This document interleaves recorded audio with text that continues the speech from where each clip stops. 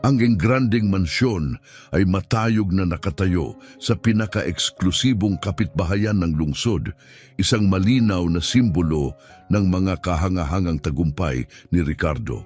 Mula sa malalawak na bintanang salamin sa itaas na palapag, pinagmamasdan niya ang kanyang ari-arian ng may pagmamalaki. Inaalala ang maraming gabing walang tulog at mga sakripisyong nagtulak sa kanya patungo rito. Siya ay mayaman, makapangyarihan, hinahangaan, lahat ng inaasahan sa isang matagumpay na lalaki. Sa tabi niya ay si Romina, ang kanyang elegante at magarang asawa. Tila masaya rin siya, ngunit may kung anong nakatago sa kanyang mga mata, isang bagay na hindi napapansin ni Ricardo. Ganito ba ang itsura ng paraiso sa mundo, Ricardo? Mahinang tanong niya. Yumakap si Ricardo sa kanya ng may ngiti. Oo, Romina, ito ang lahat ng aking pinangarap at simula pa lang ito para sa atin. Itinayo ni Ricardo ang kanyang imperyo sa pamamagitan ng walang humpay na pagsusumikap. Pinupursige ang lahat sa pamamagitan ng sipag at matibay na loob. Para sa kanya, ang ganitong pamumuhay ay gantimpala sa isang buhay na puno ng determinasyon. Alam ni Romina kung gaano siya kadedikado at sa isang banda iginagalang niya ito. Lumabas tayo mamayang gabi, nagpareserba ako sa paborito mong restoran, masayang sabi ni Ricardo. Deserve mong makuha ang pinakamainam, Romina. Tumango siya ng magalang, tinanggap ang paanyaya na may banayad ng ngiti kahit pa may bahid ng pagkadismaya sa kanyang mukha. Si Ricardo, abala sa telepono at sa trabaho, ay hindi ito napansin. Ang araw-araw ni Ricardo ay puno ng pulong, kontrata at mahahalagang desisyon. Naniniwala siyang si Romina ang perpektong katuwang sa kanyang paglalakbay. Para sa kanya, ang bawat tagumpay ay dapat ibahagi sa mga taong pinakamalapit sa kanya. Lahat ng ito ay para sa atin, para sa ating kinabukasan, sabi niya habang pinagmamasdan si Romina na inaayos ang kuwintas ng perlas sa kanyang leeg. Alam ko, Ricardo, maswerte akong kasama kita, sagot niya. Ang tinig ay kalmado ngunit di mabasa. Nang lumingon siya upang tumingin sa asawa, maingat niyang itinago ang anumang senyalis ng pag-aalinlangan. Ngumiti si Ricardo, kumbinsidong ang lahat ng kanyang naitayo ay matatag at totoo. Para kay Ricardo, perpekto ang kanilang buhay. Kaya nang sabihin ni Romina na manonood siya ng pelikula, hindi siya nagdalawang isip. Isa lamang itong karaniwang gabi at natuwa siyang iniisip na naglalaan ng oras para sa sarili si Romina. Mag-enjoy ka sa pelikula, mahal, masaya niyang sinabi. Ngunit ang totoo, mas mapanganib ito kaysa sa inaakala. Sa halip na tumungo sa sinehan, pumunta si Romina sa isang tahimik na paradahan ng supermarket malapit sa kanilang mansyon. Doon lagi silang nagtatagpo ni Terry, ang nakababatang kapatid ni Ricardo. Ngunit hindi ito isang simpleng pagkikita. Si Romina at Terry ay may madilim na plano. Alisin si Ricardo sa daan at angkinin ang kanyang kayamanan. Dumating si Romina sa tamang oras. Sumulyap siya sa rearview mirror bago bumaba ng kotse. Naroon na si Terry, nakasandal sa poste ng ilaw. Seryoso ang mga mata. Handa na ba ang lahat? Mahina niyang tanong. Oo, sagot ni Romina habang sinisigurong walang nakapaligid. Ipinaliwanag niyang aalis si Ricardo kinabukasan ng maaga para sa isang mahalagang pulong. Handa na ang lahat. Kapag nagkaaberya sa kotse, iisipin ng lahat na isa lamang itong malungkot na aksidente. Tumango si Terry, kontento. Ito na ang kanilang malaking pagkakataon. Naniniwala silang perpekto ang plano. Hindi lang ito tungkol sa pagtanggal kay Ricardo, ito ay tungkol sa pamumuhay ng marangya at maginhawa. Napagplanuhan nila ang bawat hakbang. Si Terry na may access pa rin sa garahe dahil sa tiwala ni Ricardo ang mag-aayos ng preno. Sa ganitong paraan, magmumukhang aksidente ang lahat, isang trahedyang hindi inaasahan. Magmumukha lang itong isang kakilakilabot na aksidente. Walang pag-aalinlangang sabi ni Terry, walang maghihinala at sa lalong madaling panahon sa iyo na ang lahat ng kayamanan. Tumango si Romina, kumpiyansang ito ang magbibigay sa kanya ng buhay na kanyang minimithi. Ngunit hindi nila alam na may nakikinig. Nakatago sa likod ng isang sasakyan ay si Nestor, isang batang kalye na walang tahanan at naghahanap lang ng masisilungan mula sa lamig. Matalino at mapanuri, napansin ni Nestor ang kahina-hinalang bulungan at kilos nila. Tahimik siyang lumapit at nakinig. Di nagtagal na intindihan niya ang lahat. Nagbabalak si Romina at Terry na patayin si Ricardo at kunin ang kanyang kayamanan. Kahit isa lamang siyang bata, ramdam ni Nestor ang bigat ng natuklasan niya. Habang kinukumpirma ng dalawa ang detalye ng kanilang plano, nanatiling tahimik si Nestor, sinisip-sip ang bawat salita. Maaga siyang aalis bukas, sabi ni Romina. Eksakto, wala siyang kaalam-alam, sagot ni Terry na tumatawa sa kasamaan. Para sa dalawa, ilang oras na lang at magiging malaya na sila. Ngunit para kay Nestor, ito ay isang babala, isang panganib na hindi niya maaaring balewalain. Bagamat natatakot, alam niyang kailangan niyang kumilos. Wala siyang magulang, wala siyang bahay. Sa mata ng marami, isa lamang siyang anino. Ngunit kahit ganoon, alam niya ang tama sa mali at hindi siya maaaring manahimik habang ang buhay ng isang tao ay nasa bingit. Matapos magkasundong huwag mag-usap hanggang kinabukasan, umalis sina Romina at Terry sa paradahan.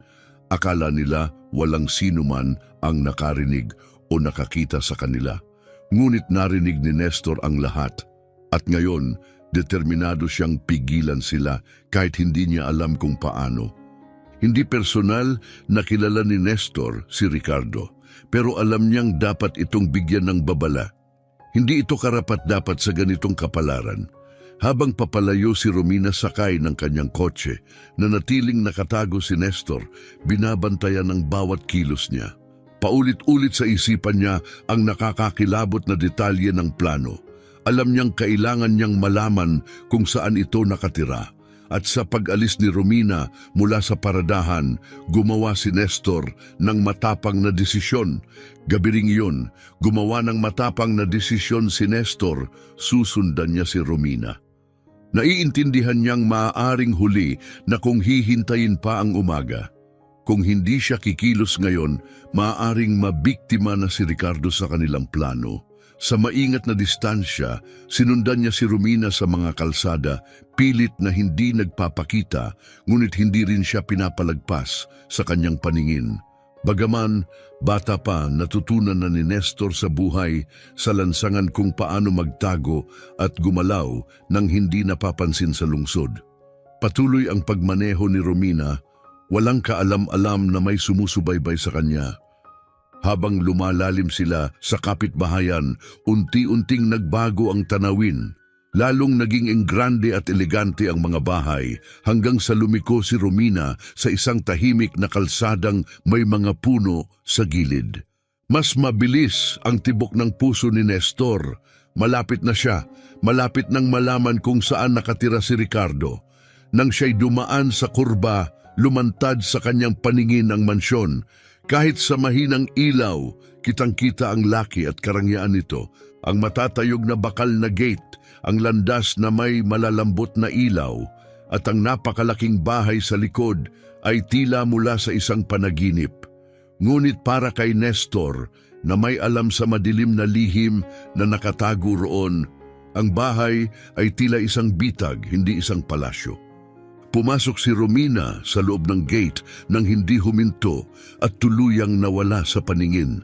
Nakatago sa mga puno, nanatili si Nestor sa kanyang pwesto, tahimik na pinagmamasdan mula sa dilim. Dahan-dahan siyang lumapit sa mansyon, sinusuri ito. Ito ang tahanan ng lalaking nasa panganib, ang lalaking walang kaalam-alam sa banta sa kanyang buhay. Halo ang takot at agarang pangangailangan sa dibdib ni Nestor.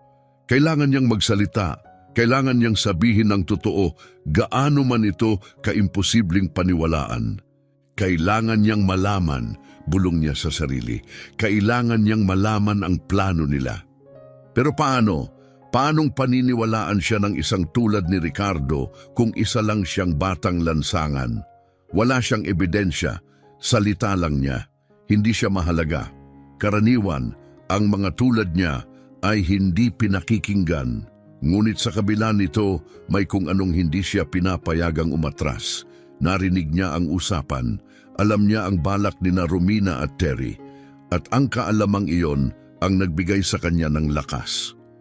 Kailangan kong subukan. Kung hindi ako magsasabi, may masamang mangyayari. Bulong niya, may paninindigan. Tinitigan niya ang mansyon. Iniisip kung paano ito naging simbolo ng perpektong buhay. Ngunit sa likod ng kagandahang iyon ay isang baluktot na lihim. Hindi maunawaan ni Nestor kung paano nagawang pagtaksilan ng mga malalapit kay Ricardo ang lalaki para lamang sa pera. Tinuruan siya ng lansangan kung paano mabuhay, pero hindi kailanman sa kapinsalaan ng buhay ng iba. Ang kaisipang iyon ang nagtulak sa kanyang magpasiya. Sa oras na makita niya ang pagkakataon, sasabihin niya ang totoo. Ilang minuto pa siyang nanatiling nakatago, isinasaulo ang daan papuntang mansyon. Bawat detalye ay mahalaga, kailangan niyang makabalik. Pagkatapos, tahimik siyang umalis, dala-dala ang malalim na layunin. Hindi niya alam kung paano tutugon si Ricardo, pero alam niyang kailangan niyang subukan. Baka sakaling maligtas niya ito mula sa trahedya. Kinabukasan ng maaga, bumalik si Nestor. Umupo siya malapit sa harap ng gate, siniguradong hindi siya masyadong malapit, ngunit sapat para mapansin. Hindi siya nakatulog. Buong gabi, paulit-ulit sa isipan niya ang narinig. Mabigat ang lihim na bitbit niya. Naramdaman niyang kinukulang siya ng hininga sa kaba. Ngunit nariyan din ang pagdududa. Paano kung di siya maniwala? Paano kung isipin niyang gawa-gawa ko lang? Mahina niyang tanong habang naglalakad paikot-ikot. Ngunit ang alaala ni Romina at Terry na nagtatawanan habang nagpaplano ang nagtulak sa kanyang maging matapang. Hindi siya maaaring manahimik. Mabagal ang pagtakbo ng oras, bawat minuto tila isang oras, hanggang sa wakas nakita niya ito, ang sasakyan ni Ricardo na papalapit sa gate. Walang pag-aalinlangan, tumakbo si Nestor pasulong, kumakaway upang makuha ang atensyon nito. Nagulat si Ricardo at biglang promeno, kita sa kanyang muka ang pagtataka kahit bahagyang inis nang ibaba niya ang bintana. "Anong ginagawa mo rito, bata?" tanong niya, naguguluhan at bahagyang iritado. "Kailangan ko kayong makausap. Mahalaga ito. Tungkol sa kaligtasan ninyo," ani Nestor nang may pagmamadali, pilit na nagiging seryoso. Nakasimangot si Ricardo puno ng hinala, ngunit may kung anong kakaiba sa ekspresyon ng bata, ang sinseridad, ang takot sa boses na nagpaalangan sa kanya. "Sige," sagot ni Ricardo, "magsalita ka. Ano bang pinagsasabi mo?" Huminga ng malalim si Nestor. Alam niyang mahirap paniwalaan ang sasabihin niya, pero alam din niyang totoo ito. "Narinig ko po kagabi ang asawa niyo at ang kapatid niyo, sina Romina at Terry. May binabalak po sila. Masama. Gusto nilang palabasing aksidente, pero ang totoo, gusto nila kayong patayin para makuha ang pera niyo." Tinitigan siya ni Ricardo, ang ekspresyon mula sa kalituhan ay naging pagdududa. Pagkatapos, tumawa siya, matulis at mapanliit. "Kalokohan yan, sina Romina at Terry, hindi nila magagawa yan." Pero hindi umatras si Nestor. Mas mabilis ang kanyang pananalita ngayon, puno ng emosyon at desperasyon. "Alam kong parang imposible, pero totoo po, narinig ko talaga sila. May binanggit silang tungkol sa paggalaw sa kotse nyo, sa preno. Pakiusap po, tingnan nyo lang ang kotse bago kayo bumiyahe. Hindi nyo kailangang maniwala agad, basta tingnan nyo lang po, pakiusap." Tinitigan ni Ricardo ang bata, ang determinasyon sa kanyang mga mata, ang katapatan sa kanyang tinig, nagpabago sa kanyang isip. May kung anong totoo sa lahat ng ito. Hindi ito basta kwento lang. May kung anong malalim sa loob ni Ricardo ang gumalaw. Isang kutob na hindi niya kayang balewalain. Kahit hindi siya lubusang kumbinsido sa sinabi ng bata, may bahagi sa kanya na nagtulak na mag-ingat. Nagpasya siyang sundin ang payo ni Nestor kahit papaano'y upang mapawi ang alinlangan. May kaba sa dibdib, bumaba siya ng kotse at nagtungo sa garahe. Doon tinawag niya ang kanyang pinagkakatiwalaang mekaniko upang suriin ang mga preno. Dumaan ang mga minuto sa katahimikan, tila bawat segundo ay isang mahabang paghihintay. Nang bumalik ang mekaniko, dumagundong ang katotohanan na parang kulog. May gumalaw nga sa preno. Isang malamig na kilabot ang gumapang sa likod ni Ricardo. Hindi na ito haka-haka, totoo ito. Ang tiwalang ibinigay niya kay Romina ay nadurog sa isang iglap. At ang ideya na ang sarili niyang kapatid ay bahagi ng pagtataksil na ito ay labis na nakakagimbal. Hindi ito totoo. Hindi si Romina, hindi si Terry. Bulong niya, ang boses ay nanginginig sa bigat ng hindi makapaniwala. Ang pagkabigla ay bumalot sa kanya, nag-iiwan ng gulo at sakit. Mula sa di kalayuan, pinanood ni Nestor ang bawat sandaling lumilipas. Nakita niya ang pagbabago sa mukha ni Ricardo, mula sa inis hanggang sa hilakbot, at doon niya alam, naintindihan na nito ang lahat. Nang lumingon si Ricardo sa kanya, wala na ang pagdududa. Pinalitan ito ng ibang damdamin, paggalang at pagkilala sa katapangan ng bata. Bakit mo ito ginawa? Tanong ni Ricardo. Mas tahimik na ngayon. Bakit ka naglakas loob na tumulong sa isang taong hindi mo man lang kilala? Ibaba ni Nestor ang kanyang tingin, naghahanap ng tamang salita. Alam ko lang na mali ito, mahina niyang sagot, at hindi ko kayang hayaang mangyari yon. Huminga ng malalim si Ricardo, dama ang bigat ng pagtataksil, ang babaeng pinagsaluhan niya ng buhay, ang kapatid na sinuportahan niya, kapwa pala, nagpaplanong burahin siya na parang wala siyang halaga. Ngunit ngayon, dahil sa isang batang di pa niya nakikita kailanman, lumitaw ang katotohanan. Muling tumingin si Ricardo kay Nestor, puno ng higit pa sa pasasalamat. Nandoon din ang pagsisisi, na muntik na niyang baliwalain ang babalang maaaring ikapahamak niya. Tumindig si Ricardo at hinarap muli ang bata, mas matatag na ang tinig. Iniligtas mo ako, bata. Hindi ko pa alam kung paano, pero sisiguraduhin kong makakabawi ako sa iyo sa ginawa mong tapang. Tumango si Nestor ng bahagya, patuloy pa rin sa pag-unawa sa bilis ng mga pangyayari. Nang umagang iyon, habang unti-unting lumalalim ang kamalayan ni Ricardo sa nangyaring sabotahe, naiisip niya si Nestor. Isang batang walang tahanan, walang pamilya, ngunit handang isakripisyo ang lahat upang itama ang mali. Lumapit siya muli kay Nestor at lumuhod upang magtapat ng mata sa mata. Iniligtas mo ang buhay ko, ulit niya. Ang tinig ay puno ng sinseridad. Kung wala ka kagabi, patay na sana ako ngayon. Tahimik lang si Nestor, hindi alam kung paano tatanggapin ang ganoong lalim ng pasasalamat mula sa isang tulad ni Ricardo. Ngunit sa loob niya, lalong tumibay ang paninindigang tumulong. Alam ni Ricardo na hindi niya ito kayang harapin mag-isa. Gusto kong manatili ka sa tabi ko, wika ni Ricardo. Ibabagsak natin sina Romina at Terry magkasama. Tumingin sa kanya si Nestor, nanlaki ang mga mata sa bigat ng responsibilidad at pagkatapos ay tumango ng buo ang loob. Tutulungan kita, hindi nila tayo mahuhulaan.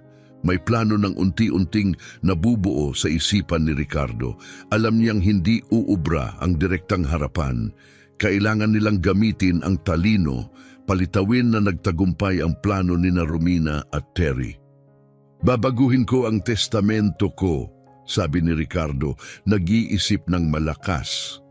Kapag namatay ako sa kahina-hinalang paraan, wala nang makukuhang mana si Romina. Napangiti si Nestor nang maunawaan ang ibig sabihin.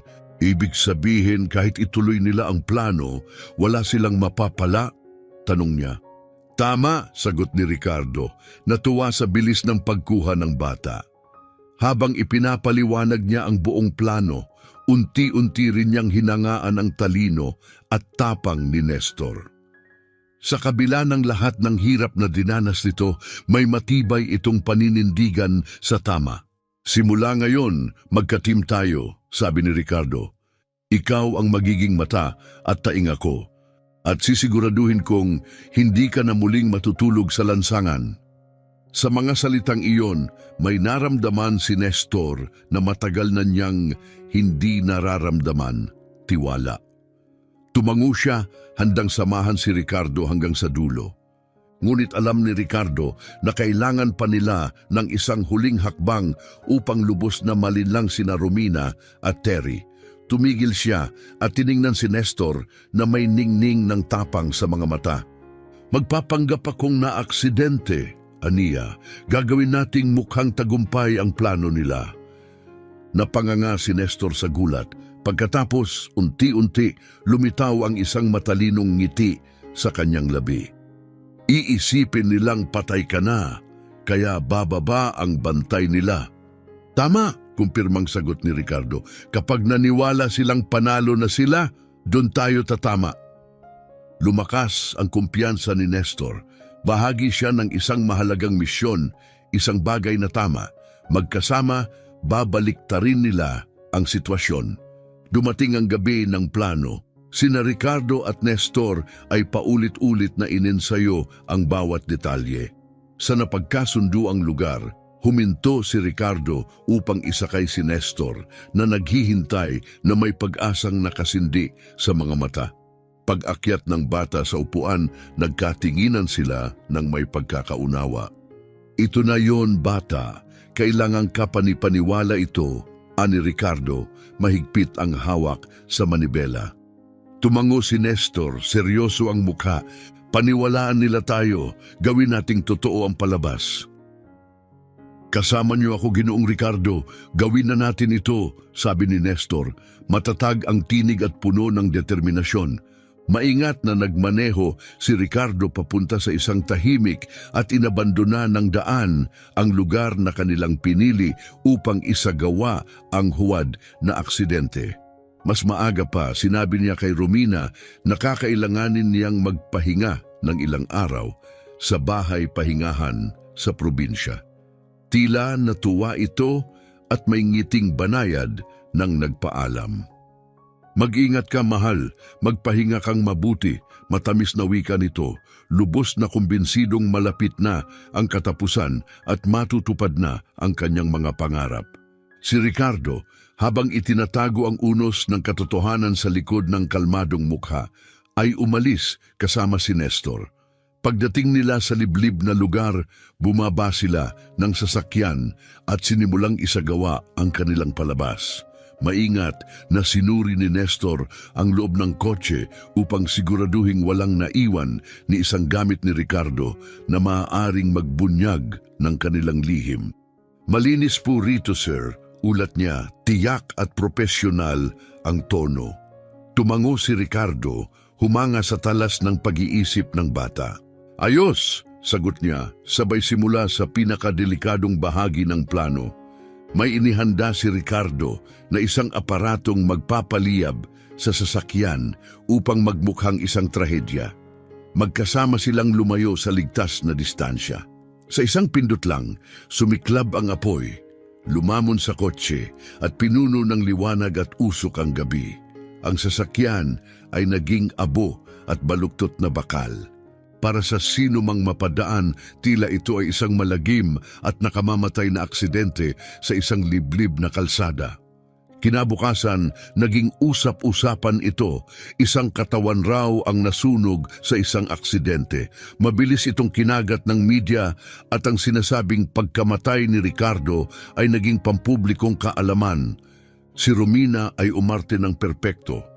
Ang mukha niya ay puno ng gulat at lungkot, ngunit sa ilalim ng maskara ay may ngiti ng tagumpay. Sa isang pribadong pag-uusap kay Terry, bumaba ang kanyang depensa. Tapos na talaga siya, bulong niya. Hindi maitago ni Terry ang mapagmataas na ngiti. Hintayin na lang natin ang mana. Lahat ng gusto natin atin na.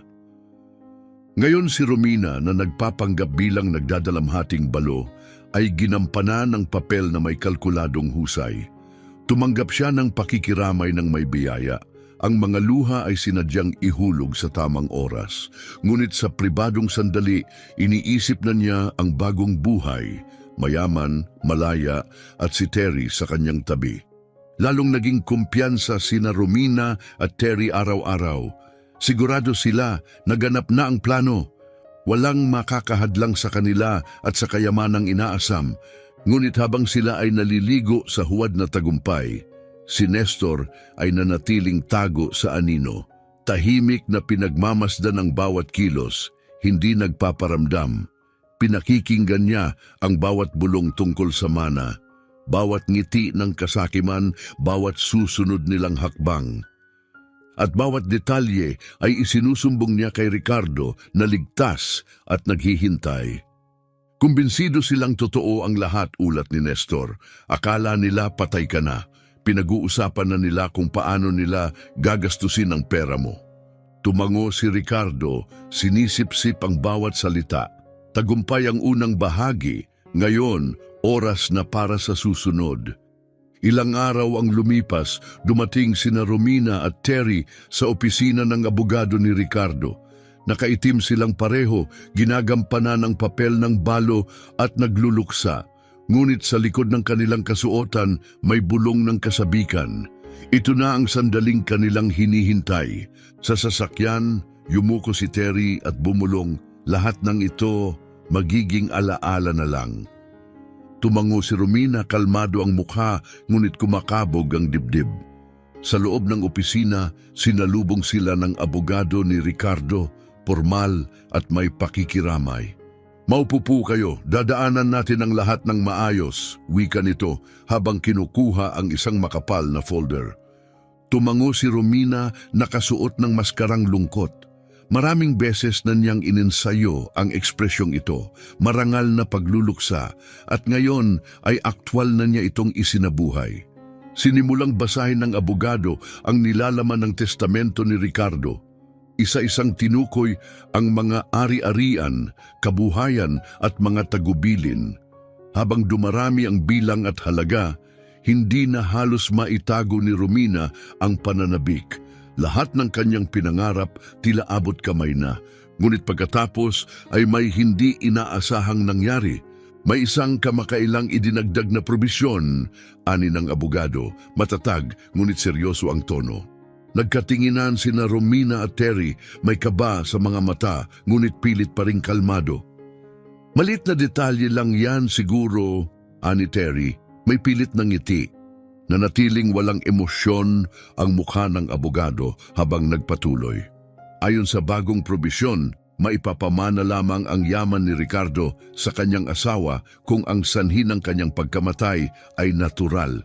Kung ito ay dahil sa aksidente o kung may bahid ng kahina-hinalang pangyayari, automatikong mawawala sa asawa at sa sino mang kaugnay niya ang karapatang tumanggap ng mana. Parang suntok sa dibdib ang bawat salita. Nanatiling nakaupo sina Romina at Terry, walang kakilos-kilos, naguguluhan at nababalisa. Hindi pwedeng totoo to. Nanginginig ang tinig ni Romina habang pinipilit panatilihin ang composure. Ngunit sa kaloob-looban niya, sumisiklab na ang galit at takot dahil ang perpektong plano ay dahan-dahang nagkakalas sa kanilang harapan. Nakapako sa kinauupuan si Terry, tulala, pilit iniintindi ang narinig. Sandali lang, ano to? Hindi gagawa si Ricardo ng ganito nang hindi man lang pinag-uusapan, lalo na kay Romina, pabigla niyang sabi, may bahid ng pagkabigo sa kabila ng pagsubok na magpakakalmado. Tiningnan sila ng abogado, matigas ang anyo at may halong disimulado ngunit halatang pagdududa.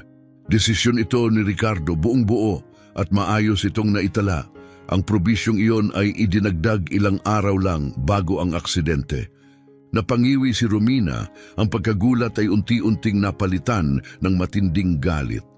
Tumingin siya kay Terry, naghahanap ng paliwanag, kahit kaunting katiyakan, ngunit ang nakita lamang niya ay ang parehong takot at pagkabigla sa mga mata nito.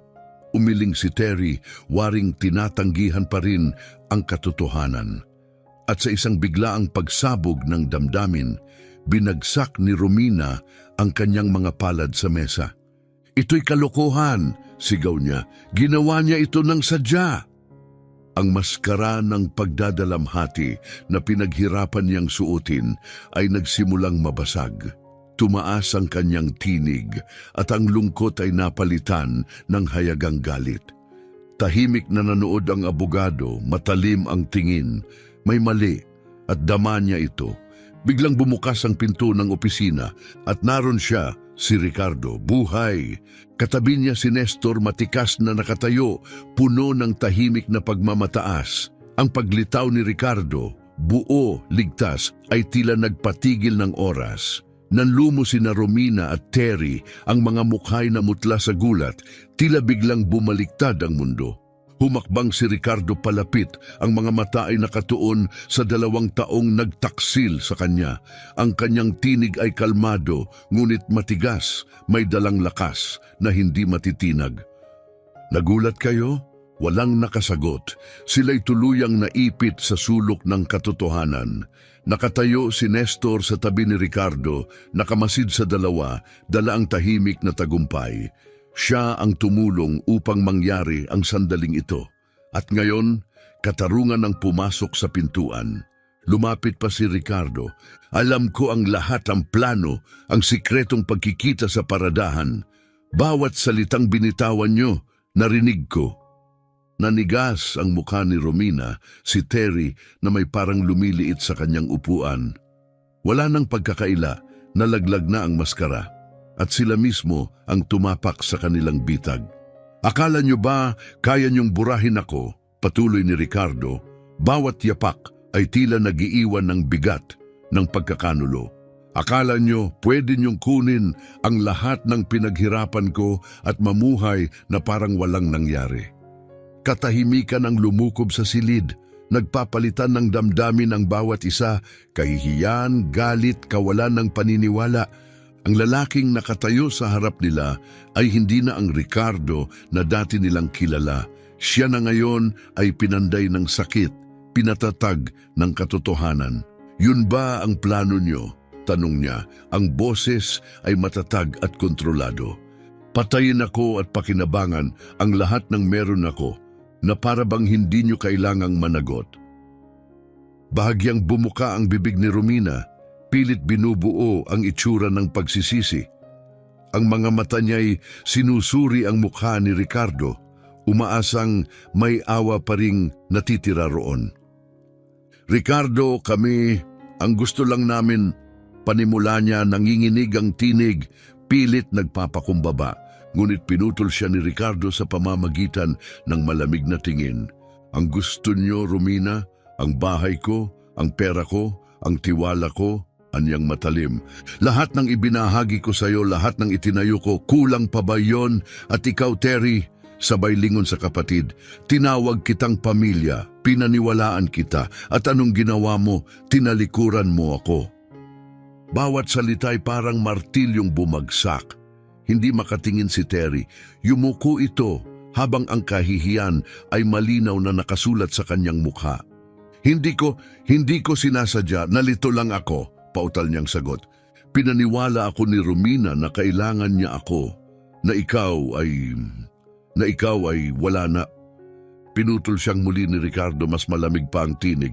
"Huwag mong gamitin siya bilang dahilan. Pinili mong magkanulo. Pinili mong ang buhay ko ay mas mababa kaysa sa kasakiman mo." Si Romina, ngayon nagkakandarapang mailigtas ang sarili, ay muling nagtangkang igiit ang galit. "Pinalayo mo ako, Ricardo. Ilang taon tayong kasal pero sa negosyo kakasal, hindi sa akin. Naging invisible ako sa iyo. Hindi ba't yun din ay isang uri ng pagtataksil?" Hinahabol ang hininga, ang mukha niya'y namumula. "Ayokong manatiling tropeyo sa perpekto mong mundo." Tahimik lang na nakinig si Ricardo, ngunit ang sakit sa kanyang mga mata ang nagsabi ng mas malalim na kwento. Anumang habag ang dating naroon ay nilamon na ng pagkawasak ng damdamin. At ang solusyon mo ay ipapatay ako? Tanong niya. Mababa ang tinig, mabigat ang bawat salita. Imbes na kausapin ako, nagplano ka sa likod ko. Ginawa mo akong bagay na pwedeng itapon. Lumingon siya kay Terry. Ang tinig ay mas banayad, ngunit mas masakit. At ikaw, naisip mo ba talaga ang ibig sabihin ng pagiging kapatid dahil ang ginawa mo, hindi yan pamilya? Sa buong pagtutuos na ito, nanatiling tahimik si Nestor sa tabi ni Ricardo, pinapanood ang katarungan na dahan-dahang isinasakatuparan. Nandoon siya nang mabunyag ang katotohanan. Ngunit ang makita si Ricardo na harapin ng mga nagtaksil sa kanya ng may tapang at dangal, ay mas makapangyarihan pa sa anumang naisip niya. Puno ng respeto ang mga mata ni Nestor, hindi lang nakaligtas si Ricardo, nakamit niya muli ang kontrol. At sa wakas, may matatag na kumpiyansa, tumingin si Ricardo sa abogado at bahagyang tumango. Oras na para sa huling hakbang. Sa mga sumunod na araw, matapos ang pag-aresto kina Romina at Terry, unti-unting naramdaman ni Ricardo ang pag-angat ng bigat ng pagtataksil. Alam niyang hindi na maibabalik ang dati, ngunit marahil maaari pa ring magpatuloy ang buhay sa bagong direksyon, mas payapa at mas totoo. Madalas siyang nagmumuni-muni sa katahimikan ng kanyang opisina, pinapakinggan ang tibok ng damdamin, iniisip ang lahat ng kanyang pinagdaanan. Hanggang sa mapako ang kanyang tingin kay Nestor, ang batang minsang estranghero, ngayoy naging tagapagligtas. Alam ni Ricardo, karapat-dapat si Nestor ng tunay na pagkakataon, isang hinaharap na malayo sa lamig ng lansangan at gabi ng gutom at takot. Tinawag niya ang bata at kinawayan paupo sa tabi niya. Ang tinig ni Ricardo, mainit, tapat, ay bumasag sa katahimikan. Ibinigay mo sa akin ang isang bagay na hindi ko naranasan sa kahit kanino, Nestor. Ibinigay mo ang katapatan mo, at dahil sa katapatang yan, buhay pa ako. Hindi ko yan malilimutan. Napayuko si Nestor, halatang labis ang pagkilos ng damdamin. Hindi siya umasa sa anumang papuri, ginawa lang niya ang sa tingin niya ay tama. Hindi ko po kayang hayaan nilang saktan kayo, Ginoong Ricardo. Bulong niya, halos hindi marinig. Ngumiti si Ricardo at sa unang pagkakataon may init sa kanyang mga mata. Sa batang ito, nakita niya ang bihirang uri ng pagkatao, ang tunay, at nakapagdesisyon na siya. Nais kong maging bahagi ka ng pamilya ko, Nestor, sabi ni Ricardo, matatag ang tinig. Simula ngayon, aalagaan kita. Bibigyan kita ng kinabukasang nararapat sa iyo. Ituturo ko sa iyo ang lahat ng nalalaman ko para lumaki kang matalino, matatag at hindi kailanman babalik sa buhay na yon. Nanlaki ang mga mata ni Nestor sa hindi makapaniwala. Pinipigil ang luha, damang-dama niya ang bigat ng sandaling iyon. Hindi pa siya kailanman naging bahagi ng kahit anong pamilya. Ngunit ngayon, may isang taong naniniwala sa kanya. Pagkalipas ng ilang araw, muling pinabago ni Ricardo ang kanyang testamento. Ngunit sa pagkakataong ito, mas mahalaga pa sa pera ang nakasaad, idinagdag niya si Nestor bilang pangunahing tagapagmana. Higit pa ron, inilatag niya ang plano, hindi lang basta ipapamana ang yaman, kundi ihahanda si Nestor, gagabayan at sasamahan sa bawat hakbang. Maingat na ipinaliwanag ni Ricardo ang lahat habang naroon ang abogado. Tahimik si Nestor, gulat, ngunit taimtim na nakikinig. Ibig sabihin, balang araw, lahat ng ito'y mapapasa iyo, paliwanag ni Ricardo. Pero hanggang doon, mag-aaral tayo ng magkasama. Kikitain mo ito at sasamahan kita sa bawat yugto. Sa dibdib ni Nestor, nagbanggaan ang pagkagulat at pagmamataas. Ang batang dating natutulog sa bangketa, ngayoy may sariling pwesto sa hapag. May kinabukasang naghihintay. Pinilit niyang panatilihing matatag ang sarili, ngunit namumuo ang luha sa kanyang mga mata. Muling ipinatong ni Ricardo ang kamay sa kanyang balikat. Karapat-dapat ka, Nestor, at pangako ko, hindi mo na kailanman haharapin ang buhay ng mag-isa. Sa sandaling yon, may bagay na hindi na kailangang sabihin. Isang tahimik na pangako ang namagitan sa kanila, higit pa sa pasasalamat o utang na loob. Tahimik na nangako si Nestor, itutupad niya ang tiwala, maging karapat-dapat siya sa bagong simula. Mula noon, hindi na sila basta magkakampi, sila'y naging tunay na pamilya. Natapos na ang madilim na kabanata at ngayon isang bagong yugto ang kanilang isinulat magkasama. Si Ricardo na nabago ng pagtataksil ay natutong makilala ang anyo ng tunay na katapatan. At si Nestor, ang batang minsang hindi pinapansin ng mundo, ngayoy kanyang alagad, tagapagmana at pag-asa sa hinaharap. Unti-unting nabuhay ang mansyon sa presensya ni Nestor. Noong una, tila hindi siya makapaniwalang totoo ito na baka biglang magising siya at magbalik sa lansangan. Ngunit hindi siya pinabayaan ni Ricardo. Sa tiyaga at malasakit, sinimulan ni Ricardo siyang turuan tungkol sa negosyo, sa tao, sa kapangyarihan at sa responsibilidad. At si Nestor, bukas ang isipan at sabik na matuto, ay sinimsim ang bawat aral. At sa bawat hakbang na magkasama, itinayo nila ang isang bagong paglalakbay, nakaugat sa katotohanan, katapatan at pangakong hindi na muli silang maliligaw. Matututuhan mo ang lahat ng alam ko, bata. Madalas sabihin ni Ricardo, ang tinig ay kalmado, ngunit puno ng layunin. Ayokong basta mo lang manahin ang itinayo ko. Gusto kong maunawaan mo ito. Gusto kong maging isang taong mamumuno na may talino at may puso.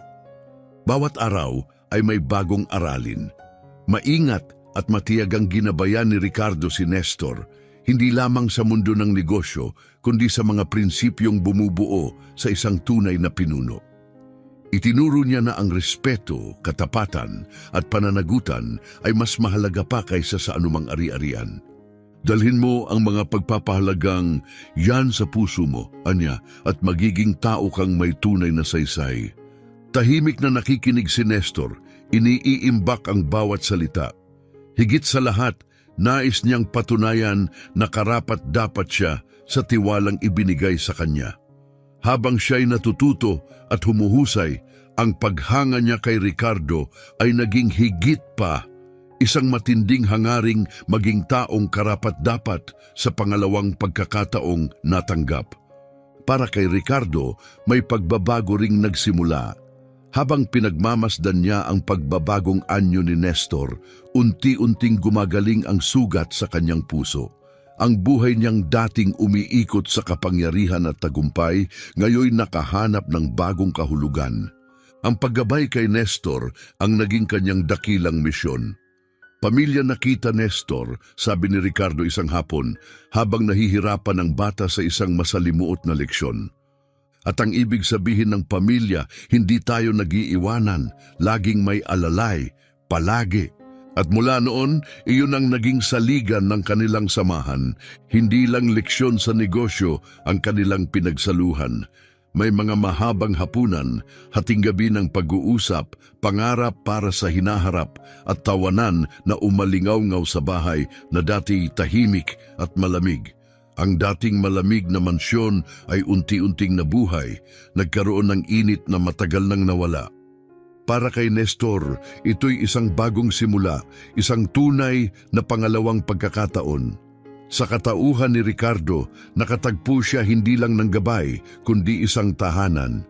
Unti-unti siyang nagkaroon ng kumpiyansa sa sarili na diskubre ang mga kakayahang hindi niya alam na taglay niya.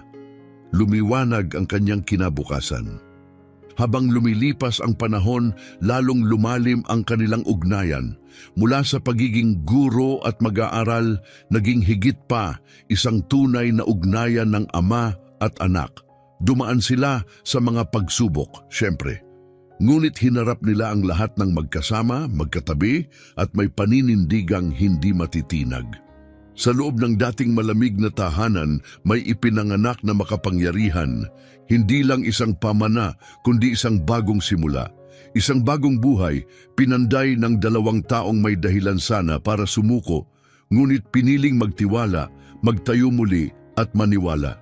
Ito ay isang kwento ng pagtubos, ng tapang, ng dalawang buhay, isa'y sinira ng pagtataksil, isa'y hinubog ng paghihirap, na nakahanap ng layunin sa isa't isa. Sapagkat sa huli, ang pinakadakilang kayamanan ay hindi ang yaman o kasikatan, kundi ang katapatan at tiwala. Si Ricardo, isang lalaking nilinlang ng mga taong pinakamalapit sa kanya, ay nakatagpo ng pinakadakila niyang kakampi sa hindi inaasahang pagkakataon. Kay Nestor, isang batang lansangan na nagbuwis ng lahat para gawin ang tama, magkasama nilang pinatunayan ang tunay na pamilya ay hindi palaging dugong kaano-ano mo. Minsan, ito'y yung pinili mo. Kung nahipo ka ng kwentong ito at nais mong makarinig pa ng mga istoryang puno ng tapang, katapatan at pagbabagong buhay, huwag kalimutang i-like ang video, mag-subscribe sa channel at i-turn on ang notifications para hindi mo ma-miss ang aming mga susunod na kwento ng pag-asa. Dahil minsan, ang pinakamagandang kwento ay nagsisimula sa pinakamadilim na yugto.